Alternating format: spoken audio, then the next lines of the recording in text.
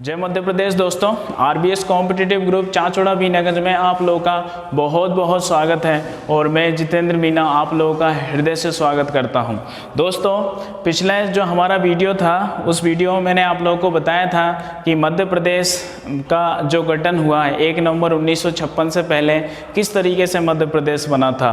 और आज दोस्तों हमारा जो नया वीडियो है उसमें मैं आपके सामने लेके आया हूँ मध्य प्रदेश कि भारत में स्थिति क्या है और मध्य प्रदेश के जो अन्य राज्य हैं उनके साथ जिले लगते हैं, जितने जिले लगते हैं और जिलों के साथ उनकी सीमाएं जो होती हैं साझा करती हैं, उन सब के बारे में आज हम यहाँ पढ़ने वाले हैं। ठीक है दोस्तों।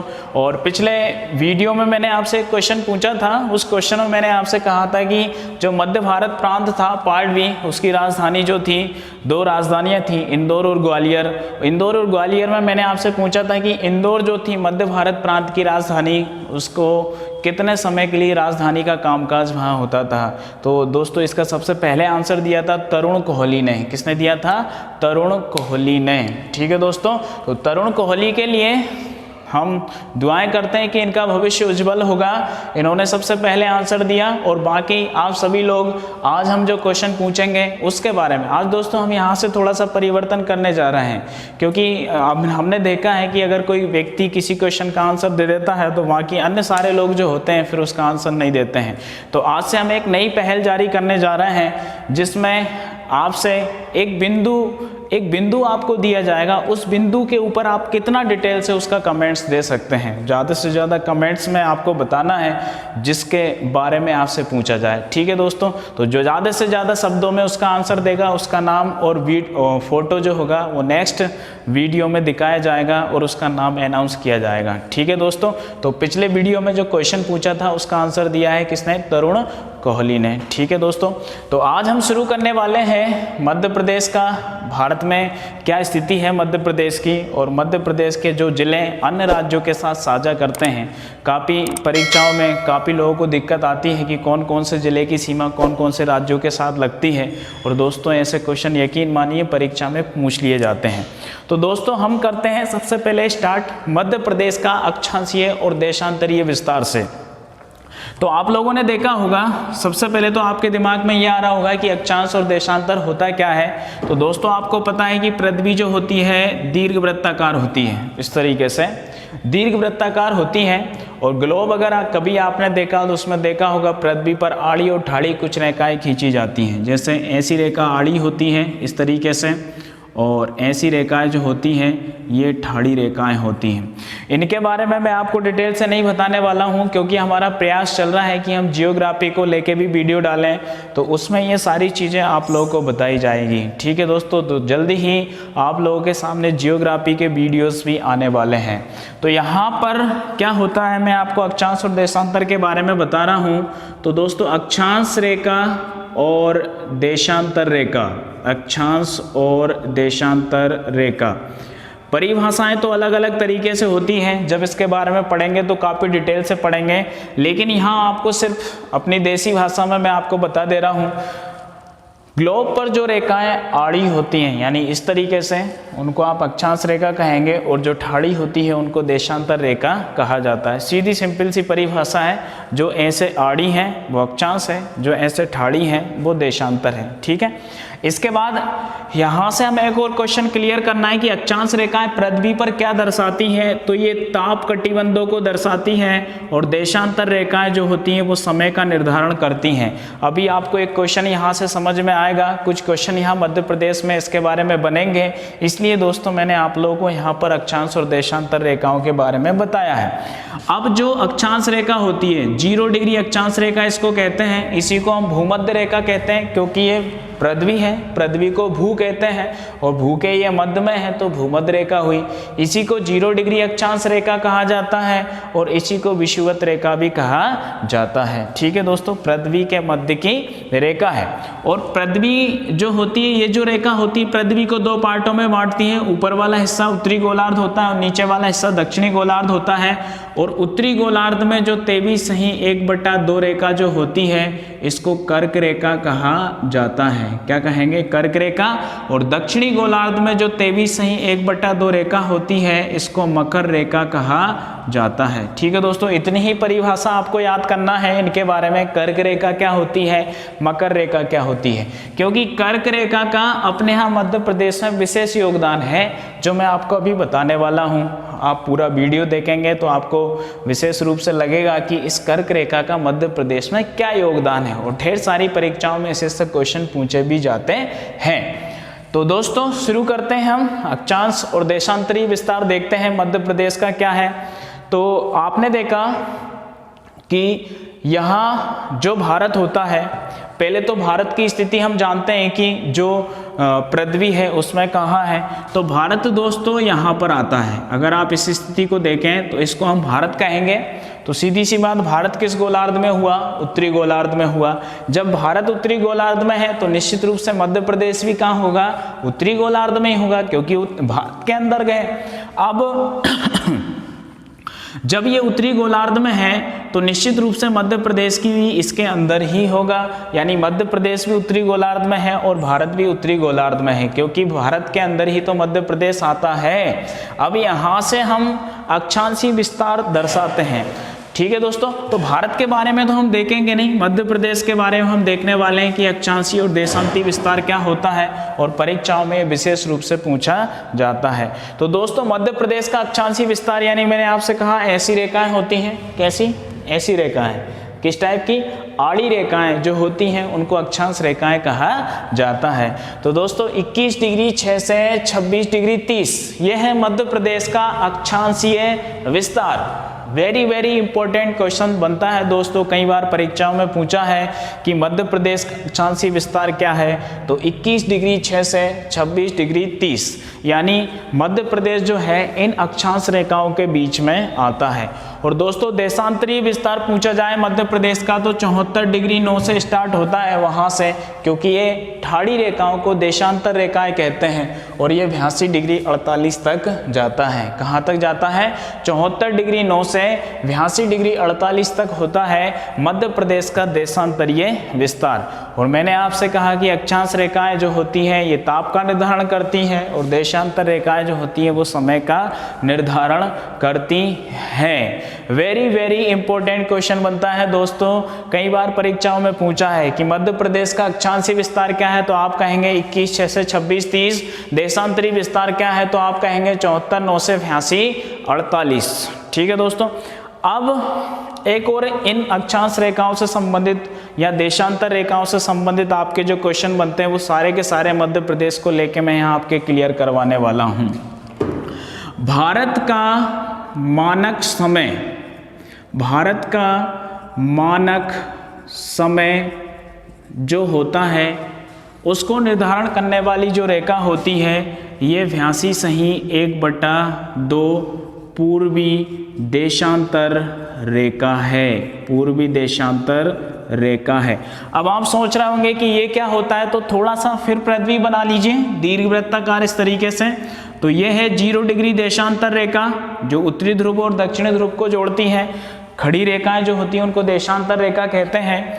तो यहाँ से इधर वाला हिस्सा जो होता है इसको पूर्वी गोलार्ध कहते हैं, इधर वाले हिस्से को पश्चिमी गोलार्ध कहते हैं। अब भारत तो पूर्वी गोलार्ध में आता है ना, तो आपको सिंपल सा पता होना चाहिए कि यहाँ से 0 से स्टार्ट होगी तो यहाँ 180 तक देशांतर रेखाएं जाती हैं। दोस्तों यकीन मानिए मैं बहुत डिटेल से आपको इनको पढ़ाने वाला हूँ देशांतर रेखाओं को, जब जियोग्राफी का मैं वीडियो आपको डालूंगा या अपलोड करूँगा आपके लिए तब। तो आप यहाँ देखेंगे कि इस तरीके से ये रेखाएं जो होती हैं स्टार्ट होती हैं, उत्तरी गोलार्ध से दक्षिणी गोलार्ध तक जाती हैं, ऐसे करके 180 टोटल होती हैं दोस्तों इस तरफ ये। और ऐसे ही होती है 82.1/2 पूर्वी देशांतर रेखा जिससे भारत का मानक समय लिया गया है। तो दोस्तों फिलहाल में आपको अभी इस क्वेश्चन को क्लियर करना है कि भारत का मानक समय कहाँ से लिया गया है। तो भारत का मानक समय 82.1/2 पूर्वी देशांतर रेखा को माना गया है, जो कि इलाहाबाद, वर्तमान में जिसको हम प्रयाग कहते हैं, इलाहाबाद के निकट नैनी नामक स्थान से होकर ये गुजरती है। अब दोस्तों एक क्वेश्चन बनता है कि ये जो भारत की मानक समय रेखा है ये मध्य प्रदेश में कहाँ से गुजरती है? तो मध्य प्रदेश का एकमात्र जिला यहाँ पर जो पड़ता है, मध्य प्रदेश का एकमात्र जिला यहाँ पर जो पड़ता है जिसको हम सिंगरौली कहते हैं। क्या कहेंगे? सिंगरौली। नक्शे में थोड़ी प्रॉब्लम हो सकती है, मैं आपसे कह रहा हूं, क्योंकि हाथ के द्वारा बनाया हुआ नक्शा है तो इसमें सारी सीमाएं एकदम स्पष्ट नहीं होती हैं। लेकिन सिर्फ आपको इतना सा याद रखना है कि भारत की जो मानक रेखा है जिसको हम 82/1/2 पूर्वी देशांतर रेखा कहते हैं वो मध्य प्रदेश के सिंगरौली जिले से होकर गुजरती है। ढेरों परीक्षाओं में ये क्वेश्चन पूछा है और दोस्तों आप लोगों को ये आना चाहिए, क्योंकि मैं आपको बता रहा हूँ और मेरे जो विद्यार्थी होते हैं वो इस चीज़ को विशेष रूप से फॉलो करेंगे कि सर ने जो बताया है उस चीज़ को हम छोड़ेंगे नहीं, क्योंकि हमें चाहिए इस सर्दी में वर्दी। ठीक है दोस्तों, तो 82/1/2 जो पूर्वी देशांतर रेखा है ये मध्य प्रदेश के एकमात्र जिले सिंगरौली से होकर गुजरती है। दोस्तों पहले सीधी से होकर गुजरती थी, अब आपको पता चल गया कि मध्य प्रदेश का सबसे पूर्वी जिला सिंगरौली बन गया सीधी से अलग होके। कब बना है? 24 मई 2008 को बताया ना, 24 मई 2008 को सिंगरौली बना है सीधी से अलग होके, उसी से होकर ये गुजरती है। तो इस रेखा से 82/1/2 पूर्वी देशांतर रेखा से ये क्वेश्चन बनता है दोस्तों, आपको याद करना पड़ेगा। ठीक है, अब इसके बाद कर्क रेखा की थोड़ी सी बात हो जाए। कर्क रेखा के भी क्वेश्चन काफी पूछे जाते हैं परीक्षाओं में। कर्क रेखा, कर्क रेखा यानी दोस्तों अभी मैंने आपको बताया उत्तरी गोलार्ध में 23/1/2 जो रेखा होती है, 23/1/2 जो अक्षांश रेखा होती है उसी को कर्क रेखा कहा जाता है। ये भारत के मध्य से और मध्य प्रदेश के भी मध्य से गुजरती है। स्थिति भी पूछ ली है कभी परीक्षाओं में कि ये मध्य प्रदेश में कहाँ से गुजरती है, तो मध्य से गुजरती है। भारत में कहाँ से गुजरती है, तो मध्य से गुजरती है। भारत के कितने राज्यों से गुजरती है, तो 8 राज्यों से। लेकिन हम अभी भारत के सापेक्ष इसकी कोई तुलना नहीं कर रहे हैं, हमें सिर्फ मध्य प्रदेश के बारे में देखना है कि हमें मध्य प्रदेश में ये क्या स्थिति है इसकी। तो दोस्तों जो कर्क रेखा होती है मध्य प्रदेश में, जैसे हम मान लेते हैं कि ये मध्य प्रदेश का ये हिस्सा है, ये हिस्सा, इसको हम कर्क रेखा मान लेते हैं। नक्शे में प्रॉब्लम हो सकती है, मैं अभी आपसे कह रहा हूँ, लेकिन आपको बताया पूरा क्लियर जाएगा कि ये कर्क रेखा जो होती है मध्य प्रदेश में क्या करके बताती है। ठीक है दोस्तों, तो 23/1/2 कर्क रेखा के बारे में हम पढ़ रहे हैं। उत्तरी अक्षांश रेखा को कर्क रेखा कहा जाता है। इससे क्वेश्चन बनता है दोस्तों कि कर्क रेखा मध्य प्रदेश में कहाँ से गुजरती है, तो मध्य से गुजरती है। दूसरा क्वेश्चन आपका बनता है कि कर्क रेखा मध्य प्रदेश के कितने जिलों से होकर गुजरती है, तो 14 जिलों से होकर गुजरती है। अब यहाँ थोड़ी सी एक क्रांति शुरू होती है कि 14 जिलों का नाम, क्रांति तो है लेकिन 1857 से बड़ी नहीं है ना, उससे छोटी है। 14 जिलों की बात है, 14 जिले हमें याद करना है कि 14 जिले कौन से हैं। ठीक है दोस्तों, तो 14 जिले आपको विशेष रूप से याद होना चाहिए। अभी मैं आपको लिख के बता रहा हूँ 14 जिले, और अभी आपको शायद मेरे हिसाब से मैं पूरा कोशिश करूंगा कि आप पूरा वीडियो अगर ध्यान से देख रहे होंगे तो मैं अभी के अभी आपको 14 जिले याद करवा दूंगा, क्योंकि मैंने आपको नक्शा बताया है। नक्शे में एक एक जिले को फिल करके बताया है कि कौन सा जिला कहाँ पर पड़ता है। ठीक है दोस्तों, इससे अच्छा तरीका कोई भी नहीं होता पढ़ने का कि आपको पता है पर जिला कहाँ पर है, हर जिले की स्थिति आपको मैंने बताई है। अब देखिए मैं आपको बताता हूँ 14 जिले कौन से हैं। नक्शा मैं नहीं बना रहा हूँ, सिर्फ आपको एक लाइनिंग के माध्यम पे आपको जितने भी जिले पढ़ेंगे वो सारे के सारे जिले आपको बता रहा हूँ। दोस्तों सबसे पहले पड़ता है रतलाम, सबसे पहले पड़ेगा कौन सा जिला, रतलाम। नंबर 1 इसको नाम देंगे रतलाम, क्योंकि आपको पता है रतलाम से ही तो स्टार्ट होती है कर्क रेखा। सबसे उधर रतलाम, रतलाम के ऊपर मंदसौर, मंदसौर के ऊपर नीमच पड़ता है। रतलाम के बाद जब आप आएंगे तो दोस्तों दूसरा जिला पड़ेगा आपका उज्जैन। नंबर 2 कौन सा है, उज्जैन। नंबर 3 आपका पड़ेगा शाजापुर, शाजापुर नंबर 3। शाजापुर के बाद क्रम में मिस्टेक हो सकती है, कौन आगे कौन पीछे, लेकिन जिले में आपको पूरे बता रहा हूँ। क्रम से ही बता रहा हूँ, लेकिन फिर भी हो सकता है कहीं ना कहीं मिस्टेक हो जाए कि कौन सा ज़िला पहले और कौन सा बाद में। कोशिश पूरी की है, आप घर पे जाके मिला सकते हैं, यानी घर पे जब आप पूरा वीडियो देखें तो इसके बाद पूरा क्वेश्चन जो है आप ज़िले क्रम वाइज मिला सकते हैं, कौन सा ज़िला कहाँ पड़ता है। क्योंकि आप क्रम कहाँ से दर्शा सकते हैं, जब आप उसको नक्शे में देखेंगे, यानी कौन सा ज़िला पहले पड़ रहा होगा। एक नक्शे में आप क्या करेंगे नक्शे में आप क्या करेंगे, जैसे ही आप छोटा सा नक्शा लेंगे तो उसमें एक सीधी सी लाइनिंग खींचना, उस लाइनिंग पे देखना कि क्रम से कौन कौन से ज़िले पड़ रहे हैं, तो आप इनका क्रम भी क्लियर कर सकते हैं। वैसे मैं पूरी कोशिश कर रहा हूँ कि क्रम एकदम सही होगा।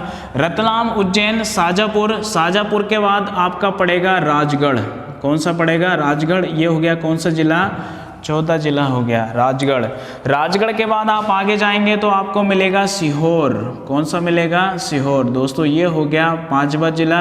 सीहोर के बाद आप आगे जाएंगे तो आपको मिलेगा भोपाल। कौन सा है? भोपाल। ये हो गया छठा जिला।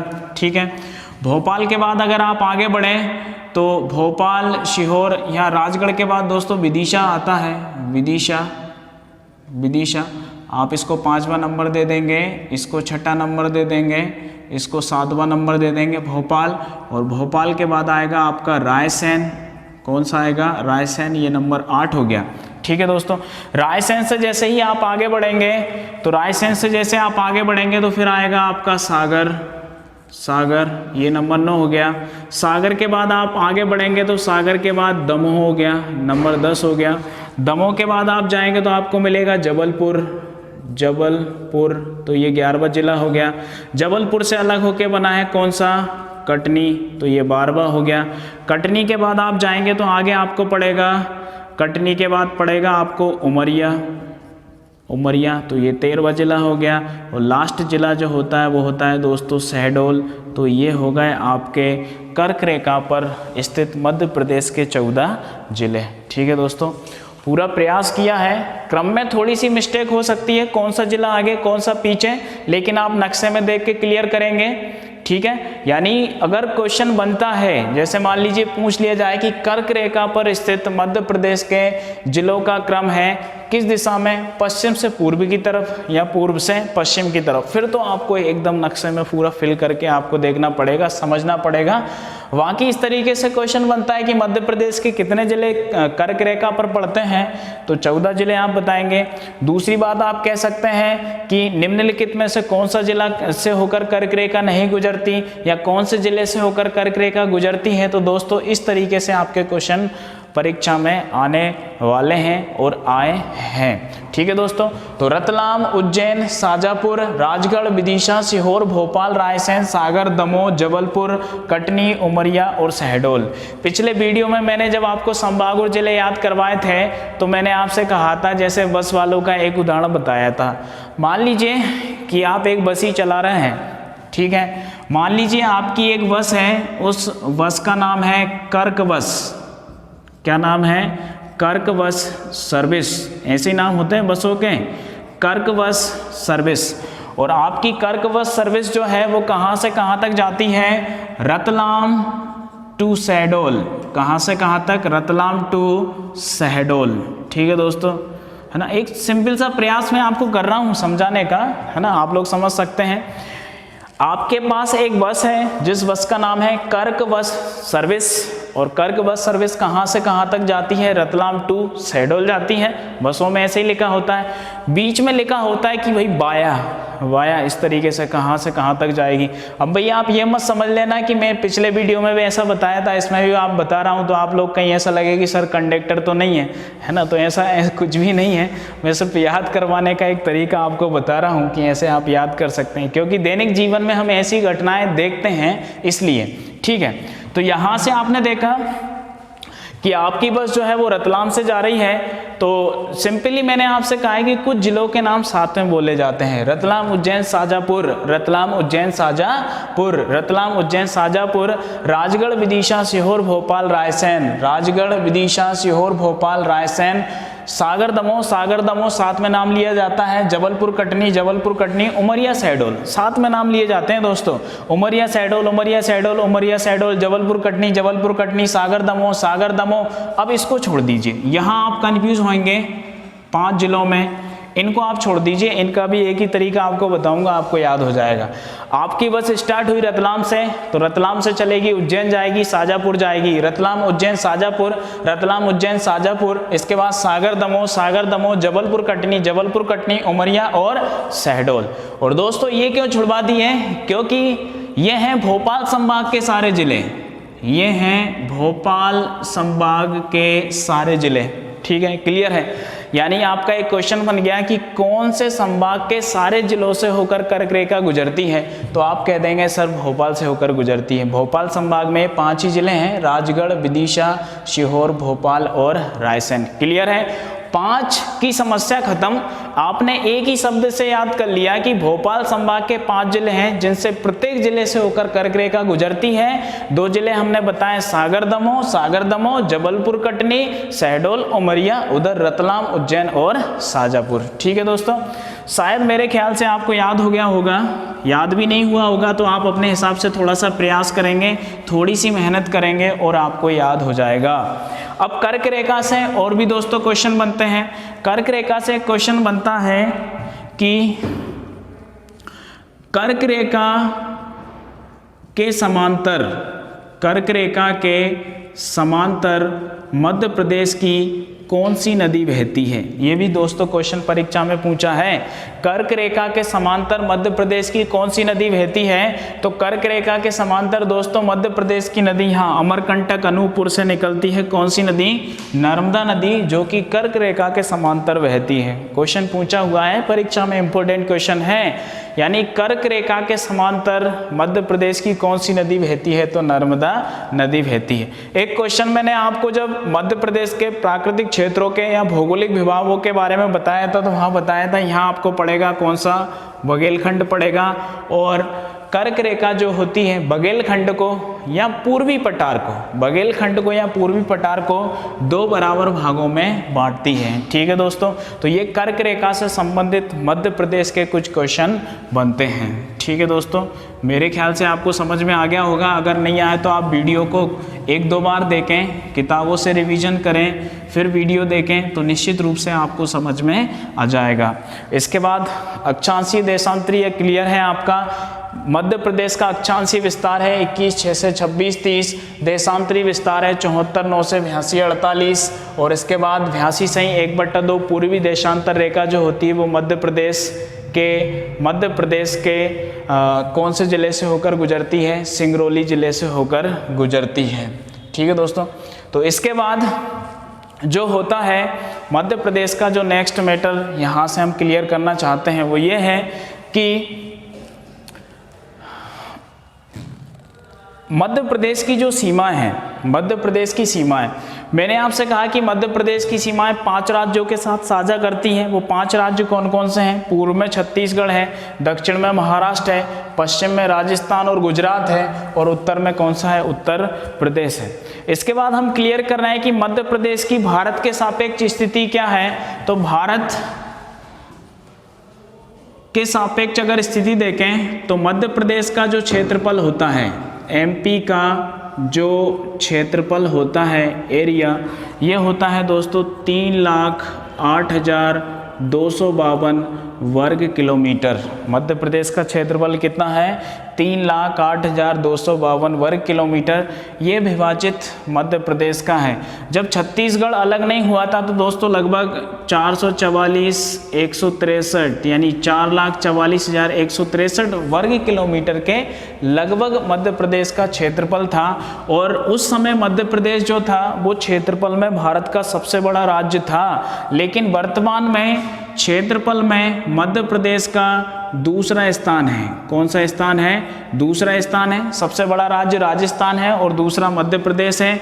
इसके बाद 3,08,252 वर्ग किलोमीटर के साथ ही मध्य प्रदेश का जो भारत में क्षेत्रफल है वो भारत के क्षेत्रफल का 9.38% है। कितना है? 9.38%। मध्य प्रदेश की अगर दोस्तों जनसंख्या देखी जाए तो मध्य प्रदेश की जनसंख्या है 7,26,26,809, जो कि भारत की जनसंख्या का 6% है और छठा स्थान ही मध्य प्रदेश का जनसंख्या में होता है। ठीक है दोस्तों, ये जनसंख्या को लेकर मध्य प्रदेश के आंकड़े हैं। अब मध्य प्रदेश जो होता है, यहाँ पर मध्य सेंटर पॉइंट जो होते हैं वो काफ़ी क्वेश्चन यहाँ मध्य प्रदेश को लेके बनते हैं। अलग अलग तरीके से क्वेश्चन पूछा जाता है। यानी आपसे क्वेश्चन पूछा जाए कि पृथ्वी का केंद्र किसको माना जाता है, पृथ्वी का केंद्र किसको माना जाता है। तो दोस्तों महाकाल नगरी कौन सी है, उज्जैन है। तो महाकाल नगरी जो होती है उज्जैन, उज्जैन में एक मंदिर होता है जिसका नाम है मंगलनाथ का मंदिर, ठीक है, मंगलनाथ मंदिर। इस मंगलनाथ मंदिर को ही पृथ्वी का केंद्र माना जाता है। कहाँ पर है ये, उज्जैन में है। पृथ्वी का केंद्र माना जाता है मंगलनाथ मंदिर को, ठीक है दोस्तों। दूसरी बात है कि अखंड भारत का केंद्र किसको कहते हैं, अखंड भारत का केंद्र किसको कहा जाता है। तो दोस्तों अखंड भारत का केंद्र कहा जाता है, यहाँ पर एक जिला आपका पड़ेगा जिसको हम बैतूल कहते हैं, बैतूल जिला। और बैतूल जिले में एक गांव है जिसका नाम है बरसाली। क्या नाम है, बरसाली। तो अखंड भारत का जो केंद्र है वो बरसाली को कहा जाता है, ठीक है दोस्तों। अब बरसाली के बाद वना अखंड भारत का केंद्र, फिर आपसे पूछा जाए कि स्वतंत्र भारत का केंद्र क्या है, स्वतंत्र भारत का केंद्र। स्वतंत्र भारत का दोस्तों अगर केंद्र पूछा जाए तो ये आता है कटनी जिले के अंदर करौंदी नाम का स्थान, करौंदी। ये स्वतंत्र भारत का केंद्र माना जाता है, करौंदी।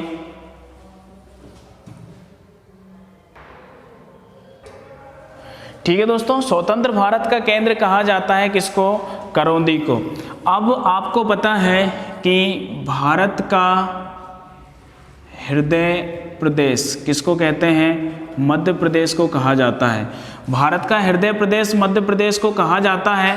और मध्य प्रदेश का अगर केंद्र पूछा जाए कि मध्य प्रदेश का केंद्र क्या है, तो मध्य प्रदेश का केंद्र है दोस्तों सागर, जिसको मध्य प्रदेश का स्विट्जरलैंड कहा जाता है। ठीक है दोस्तों, तो पृथ्वी का केंद्र कहा जाता है मंगलनाथ मंदिर को, जो कि उज्जैन में है। अखंड भारत का केंद्र बरसाली गांव को कहा जाता है, जो कि बैतूल के अंतर्गत आता है। स्वतंत्र भारत का केंद्र करौंदी को कहा जाता है, जो कि कटनी जिले के अंतर्गत आता है। और भारत का हृदय प्रदेश मध्य प्रदेश का अगर केंद्र अगर आपसे पूछा जाए तो आप कहेंगे क्या है, सागर है। ठीक है दोस्तों, तो ये है मध्य प्रदेश का भारत के सापेक्ष जो स्थितियां बनती हैं वो क्या क्या। दोस्तों मैंने आप लोगों को बताया, मैंने बताया कि मध्य प्रदेश की अक्षांशीय स्थिति क्या है, तो 21/6 से 26/30 है। आप देशांतरी विस्तार पूछा जाए तो 74/9 से क्या है, 82/48 है। इसके बाद अगर आपसे पूछा जाए कि 82/1/2 जो पूर्वी देशांतर रेखा है, जो कि भारत का मानक समय लिया है, वो मध्य प्रदेश के सिंगरौली जिले से होकर गुजरती है। और नेक्स्ट मैंने आपको बताया कर्क रेखा के बारे में। कर्क रेखा के बारे में मैंने आपको बताया कि उत्तरी गोलार्ध में 23/1/2 रेखा को कर्क रेखा कहा जाता है। इसके बाद ये मध्य प्रदेश के मध्य से होकर गुजरती है, मध्य प्रदेश के 14 जिलों से होकर गुजरती है। ठीक है दोस्तों, 14 जिलों के नाम मैंने आपको बताया है। रतलाम से स्टार्ट हुआ था, रतलाम, उज्जैन, शाजापुर, रतलाम, उज्जैन, शाजापुर। दोस्तों लगता है शायद मैंने पहले आपको गलत बता दिया, शाजापुर शायद नहीं है। शाजापुर से अलग होके दोस्तों आगर मालवा बना है, आगर मालवा। और दोस्तों यही फैक्ट आंसर है, शाजापुर उसका आंसर नहीं होगा। पहले जो गलती हुई है उसको आप माफ करेंगे, ठीक है, और इसको याद रखेंगे। ठीक है दोस्तों, गलती हो जाती है ऐसे एकदम से अचानक, कभी ध्यान नहीं आता। तो आगर मालवा जो है ये होता है। ठीक है, तो पूरा क्रम मैं आपको फिर से बता रहा हूँ। रतलाम, उज्जैन, आगर मालवा, राजगढ़, विदिशा, सीहोर, भोपाल, रायसेन, सागर, दमोह, जबलपुर, कटनी, उमरिया और शहडोल, ये 14 जिलों से होकर कर्क रेखा गुजरती है। इसके बाद दोस्तों मैंने आपसे कहा था कि कर्क रेखा के समांतर कौन सी नदी बहती है, नर्मदा नदी बहती है। और कर्क रेखा कौन से भौगोलिक प्रदेश को 2 बराबर पार्टों में बांटती है, तो वो है दोस्तों कौन सा, वगेलखंड। वगेलखंड या पूर्वी पठार को 2 बराबर भागों में बांटती है। ठीक है दोस्तों, अब इसके बाद मध्य प्रदेश के दोस्तों कुछ ऐसे क्वेश्चन बनते हैं कि मध्य प्रदेश की सीमाओं का निर्धारण। आपसे भाई राज्य पूछा जाए तो पश्चिम में आप कह देंगे गुजरात और राजस्थान है, उत्तर में उत्तर प्रदेश है, दक्षिण में महाराष्ट्र है, पूर्व में छत्तीसगढ़ है। कभी कभी जिले भी पूछ लिए जाते हैं, तो मध्य प्रदेश का सबसे दक्षिणी जिला है कौन सा दोस्तों, बुरहानपुर। कौन सा है, बुरहानपुर। सबसे उत्तरी जिला यहाँ पड़ेगा कौन सा है, मुरैना है। सबसे उत्तरी जिला आपका पड़ेगा मुरैना। और सबसे पश्चिमी जिला होता है दोस्तों कौन सा, अलीराजपुर। मध्य प्रदेश का सबसे पश्चिमी जिला है अलीराजपुर। और सबसे पूर्वी जिला है कौन सा, सिंगरौली। सबसे पूर्वी जिला होता है दोस्तों कौन सा, सिंगरौली। अब इन्हीं के साथ मध्य प्रदेश के क्वेश्चन बनते हैं कि भाई सीमाओं का निर्धारण भी पूछा जाता है कि मध्य प्रदेश की उत्तरी सीमा का निर्धारण कैसे होता है, मध्य प्रदेश की दक्षिणी सीमा का निर्धारण क्या होता है। तो कुछ नदियों के बारे में कुछ इस तरीके से पूछा जाता है। यानी मध्य प्रदेश के पश्चिम में जाए तो पश्चिमी सीमा का निर्धारण जो होता है चंबल नदी करती है। चंबल नदी के पार जाए तो आप अरावली की पहाड़ी आ जाती हैं। दक्षिण में ताप्ती नदी इसका निर्धारण करती है। उत्तर में बेतवा नदी का भी बताते हैं कुछ लोग, चंबल नदी का भी बता देते हैं कि उत्तरी सीमा का निर्धारण करती हैं। और पूर्वी सीमा जो होती है मैकाल पर्वत या बघेलखंड जो होता है, इससे मध्य प्रदेश की निर्धारित होती है। तो दोस्तों आप लोगों को पता है कि मध्य प्रदेश में जो होते हैं टोटल कितने ज़िले हैं, 52 ज़िले हैं। 52 ज़िलों में से अन्य राज्यों के साथ जो जिलों की सीमा बनती है वही मैं आपको पढ़ाने वाला हूँ। स्ट्रक्चर मैंने आपको पहले ही बता दिया था कि मध्य प्रदेश के जिले जो दूसरे राज्यों के साथ साझा करते हैं और मध्य प्रदेश की भारत के सापेक्ष स्थिति क्या है वही हम पढ़ने वाले हैं। तो दोस्तों यहाँ से हम देखने वाले हैं कि मध्य प्रदेश के एक सिंपल सा क्वेश्चन आपसे पूछा जाए कि मध्य प्रदेश के सबसे ज़्यादा जिले किस राज्य के साथ लगते हैं। तो दोस्तों इसका आंसर है उत्तर प्रदेश। मध्य प्रदेश के सबसे ज़्यादा जिले लगते हैं किसके साथ, उत्तर प्रदेश के साथ। अब उत्तर प्रदेश में अगर आप स्टार्टिंग में ऊ देखें तो कैसा लग रहा है, 3 जैसा लग रहा है। एक और रख दो दोस्तों, तो कितने जिले लगते हैं मध्य प्रदेश के, 13 जिले उत्तर प्रदेश के साथ लगते हैं। संख्या मैं आपको बताए दे रहा हूँ, संख्या जितनी भी है छत्तीसगढ़ के साथ लगते हैं कितने जिले, 7 जिले। महाराष्ट्र के साथ लगते हैं कितने, 9 जिले। गुजरात के साथ लगते हैं 2 जिले। और राजस्थान के साथ लगते हैं कितने, 10 जिले। ठीक है दोस्तों, सरल सी बात है। मध्य प्रदेश के किस राज्य के साथ कितने जिले लगते हैं, अगर क्वेश्चन आपसे परीक्षा में पूछा जाए तो उत्तर प्रदेश के साथ 13 लगते हैं, राजस्थान के साथ 10 लगते हैं, गुजरात के साथ 2 लगते हैं, महाराष्ट्र के साथ 9 लगते हैं और छत्तीसगढ़ के साथ लगते हैं कितने, 7 जिले लगते हैं। अब दोस्तों जब मध्य प्रदेश का पूछा है तो उनका भी पूछ सकते हैं। तो एमपी के 13, यूपी के भी 13, एमपी के 10, राजस्थान के भी 10, एमपी के 2, गुजरात के भी 2, एमपी के 9, महाराष्ट्र के भी 9 और छत्तीसगढ़ के साथ 7 और मध्य प्रदेश के भी 7। तो दोस्तों इस तरीके से जो होते हैं सारे के सारे जिलों की सीमा लगती है। अब दोस्तों एक और समस्या है कि कौन से जिले की सीमा या किस जिले की सीमा, तो ये भी तो क्वेश्चन बनते हैं। अब ये क्वेश्चन बनते हैं तो सबसे ज़्यादा जो पूछा जाता है वो गुजरात के साथ पूछा जाता है, क्योंकि गुजरात के साथ मध्य प्रदेश के 2 ही जिले लगते हैं, अलीराजपुर और झाबुआ। कौन सा जिला है, अलीराजपुर और झाबुआ। मात्र ये 2 ही जिले हैं जो कि गुजरात के साथ लगते हैं। ठीक है दोस्तों, मध्य प्रदेश के 2 जिले गुजरात के साथ लगते हैं, अलीराजपुर और झाबुआ। जब 2 ही जिले लगते हैं तो निश्चित रूप से मध्य प्रदेश की सबसे कम सीमा किसके साथ लगती होगी, किसके साथ, गुजरात के साथ। सिंपल सा क्वेश्चन है, मध्य प्रदेश की सबसे कम सीमा किस राज्य के साथ लगती है, तो गुजरात के साथ लगती है। अब पूछा जाए कि सबसे अधिक सीमा किसके साथ लगती है, तो राजस्थान के साथ लगती है। दोस्तों ये क्वेश्चन बड़े कंफ्यूजन करने वाले होते हैं। कुछ लोग बताते हैं कि राजस्थान से नहीं उत्तर प्रदेश से सीमा लगती है, लेकिन नई बुक्स जो आई हैं उनमें राजस्थान बताया कि राजस्थान की सीमा 1600 किलोमीटर मध्य प्रदेश के साथ साझा करती है और उत्तर प्रदेश के साथ मध्य प्रदेश के सबसे ज़्यादा जिले लगते हैं। ठीक है दोस्तों, अब ये 10 जिले कौन कौन से हैं, तो यहाँ से अगर आप देखें तो यहाँ आपको रतलाम मिलेगा, इधर रतलाम है, रतलाम के ऊपर आप जाएंगे तो यहाँ आपको मंदसौर मिलेगा, मंदसौर, और मंदसौर के बाद यहाँ आपको मिलेगा कौन सा, नीमच दोस्तों। ठीक है, इधर आप जाएंगे तो यहाँ आपको मिलेगा आगर, आगर के बाद यहाँ आपको मिलेगा राजगढ़, राजगढ़ ये राजस्थान के साथ सीमा बनाते हैं, राजगढ़। राजगढ़ के बाद आप यहाँ जाएंगे तो आपको मिलेगा गुना, गुना भी राजस्थान के साथ सीमा बनाता है। अपने तो जस्ट पास में ही पड़ता है, आप यहाँ बीनागंज से जाइए चंपावती, चंपावती से मनोर थाना, यानी आ गया राजस्थान। ठीक है, तो गुना, गुना के बाद आप जस्ट ऊपर जाएंगे तो यहाँ दोस्तों शिवपुरी, बड़ा अमेजिंग जिला है शिवपुरी, मध्य प्रदेश के राजस्थान और उत्तर प्रदेश दोनों के साथ ये सीमा बनाता है शिवपुरी। शिवपुरी के बाद आप ऊपर जाएंगे तो यहाँ आपको श्योपुर पड़ेगा, श्योपुर, श्योपुर ये भी राजस्थान के साथ सीमा बनाता है।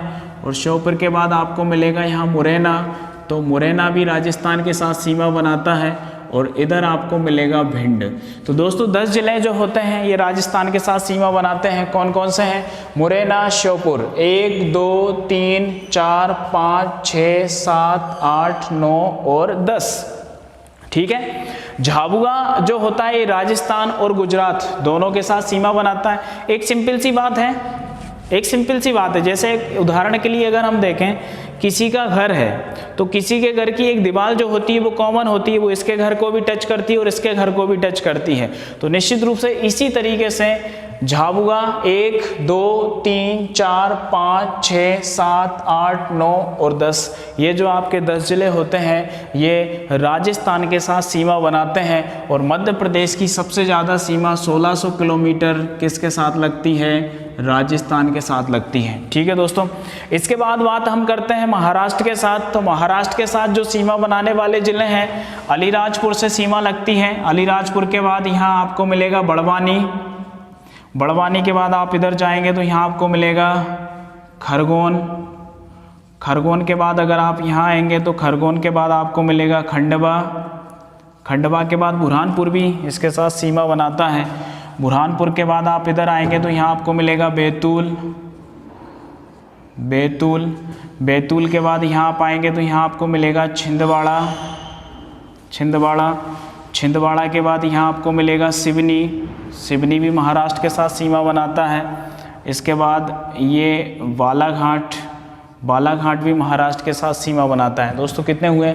अलीराजपुर कॉमन है, गुजरात से और महाराष्ट्र से दोनों से सीमा लगती है। तो 1 2 3 4 5 6 7 8 और 9 कितने जिले हो गए? 9 जिले ये महाराष्ट्र के साथ सीमा बनाते हैं। अब 7 जिले छत्तीसगढ़ के साथ सीमा बनाते हैं। तो बालाघाट के ऊपर यहाँ आपको मिलेगा मंडला, मंडला से अलग होके बना है डिंडोरी, मंडला, डिंडोरी। ठीक है, मंडा डिंडोरी के बाद आप इधर आएंगे तो यहाँ आपको मिलेगा अनूपपुर, अनूपपुर, अनूपपुर के आप ऊपर जाएंगे तो यहाँ आपको मिलेगा अनूपपुर के बाद शहडोल, शहडोल।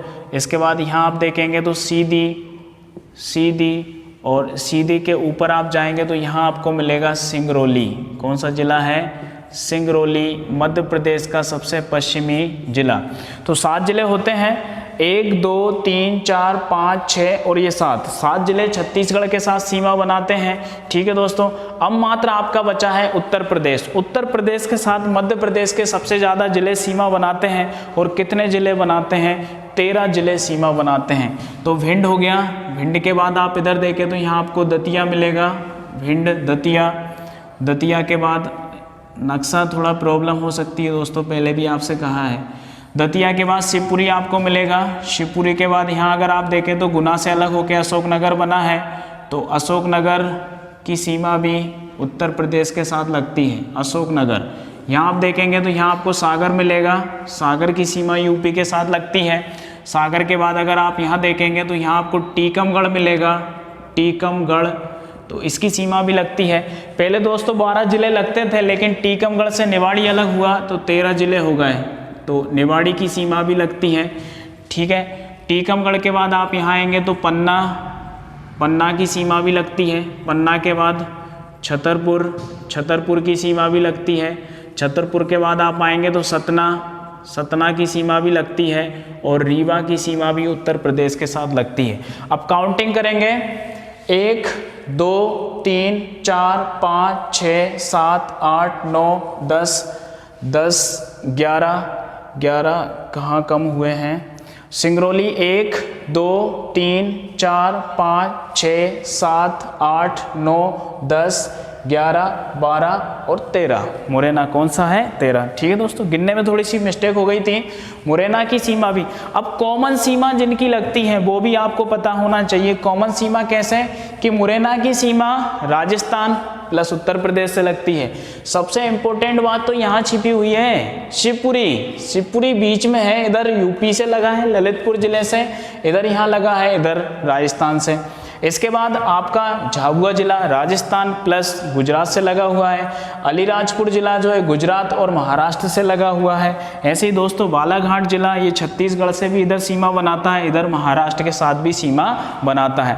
अब क्वेश्चन बनता है कि मध्य प्रदेश की सीमा यानी अन्य राज्यों से लगे हुए टोटल जिलों की संख्या कितनी है। तो टोटल जिले दोस्तों देखिए 13 और 7 कितने 20, 20 और 9 29, 29 और 2 कितने हो गए 31, 31 और 10 कितने हो गए 41, 31 और 10 कितने हो गए 41। टोटल कितने जिले हैं 52 जिले हैं। 41 माइनस कर दीजिए, एक बचा, और यहाँ पर भी कितना बचा, एक बचा। ठीक है दोस्तों, यानी कि 41 जिले जब अन्य राज्यों के साथ सीमा बनाते हैं। एक बार और काउंटिंग कर लेंगे, गलत नहीं होना चाहिए। 13 और 7 20, 20 और 9 29, सॉरी दोस्तों थोड़ी सी मिस्टेक है। मिस्टेक क्या है कि यहाँ जो डबल डबल जिले हैं ये है। अब मैं आपको थोड़ा सा क्लियर करके बता दे रहा हूँ। एक जो फैक्ट क्वेश्चन है कि टोटल जिले तो हैं कितने 52, ठीक है, टोटल जिले कितने हैं 52, और मध्य प्रदेश के 17 जिले किसी भी राज्य के साथ सीमा नहीं बनाते। मध्य प्रदेश के 17 जिले किसी भी राज्य के साथ सीमा नहीं बनाते। इसका मतलब 17 जब माइनस हम करेंगे तो 12 में से 7 गए, 5 बचे, हासिल आया 1, और 5 में से 2 गए तो कितने बचे 3, यानी 35 जिले जो होते हैं वो अदर राज्यों के साथ सीमा बनाते हैं। अब ये दोस्तों बड़ी खतरनाक बात है, आपको काउंट करके देखना पड़ेगा, क्लियर करना पड़ेगा, और ये बात सही है कि नहीं आप कमेंट्स के माध्यम से ज़रूर बताएंगे। मैंने थोड़ा सा प्रयास किया है इस तरीके से आपको बताने का। तो मध्य प्रदेश में टोटल 52 जिले हैं, जिसमें से 17 जिले एकदम फैक्ट है किसी राज्य के साथ सीमा नहीं बनाते। तो निश्चित रूप से 35 जिले ही जो होंगे वो अदर राज्यों के साथ सीमा बनाते हैं। कम कैसे होंगे दोस्तों, तो ये देखिए बालाघाट 2 राज्यों के साथ सीमा बना रहा है, सिंगरौली 2 राज्यों के साथ, वहाँ मुरैना 2 राज्यों के साथ, यहाँ झाबुआ 2 राज्यों के साथ सीमा बना रहा है। तो ये कम हो जाएंगे इस तरीके से। ठीक है दोस्तों, अब एक क्वेश्चन और यहाँ से बनता है, एक क्वेश्चन और यहाँ से बनता है। क्या बनता है कि भाई मध्य प्रदेश की सीमा 5 राज्यों से लगती है, ठीक है, 5 राज्यों से लगती है। अब ना तो इसकी सीमा किसी समुद्र से लगती है, ना तो इसकी सीमा किसी समुद्र से, और ना किसी देश के साथ इसकी सीमा लगती है। तो ऐसे राज्य को कहा जाता है पूर्णतः भू आवेशिष्ट राज्य।